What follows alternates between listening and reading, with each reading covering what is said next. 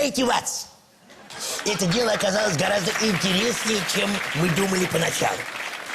Все началось, как всегда, неожиданно. С письма из УФМС. Ватсон, это миграционная служба. Да.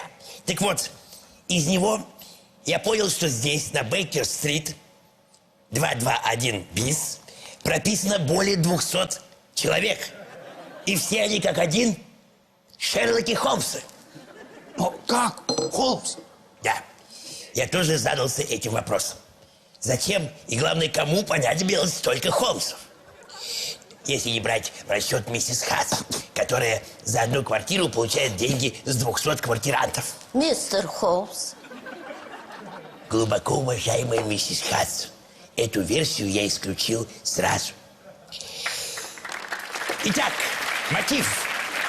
Здесь мне пришлось обратиться к моему знаменитому дедуктивному методу.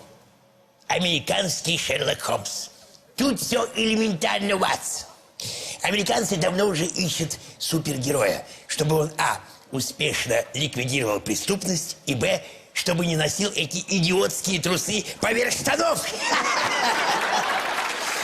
Так вот, Ватсон, это следующий Холмс. Холмс 21 века. Это молодежный вариант. Я, когда выхожу на улицу, заряжаю свой револьвер, а он заряжает свой айфон. Мистер Холмс.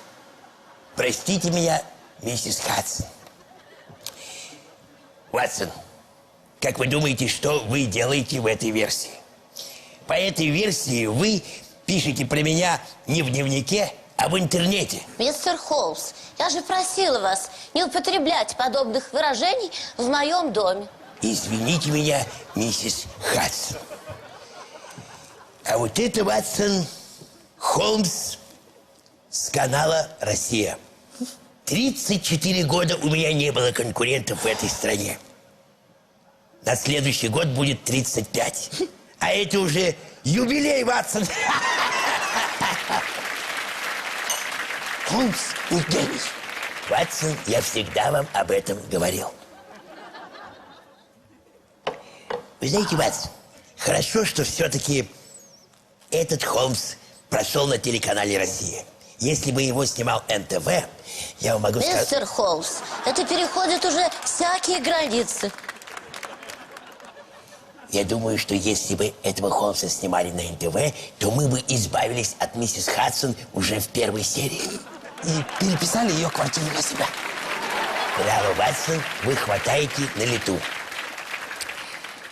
А вот этот Холмс нравится абсолютно всем женщинам. Обратите внимание.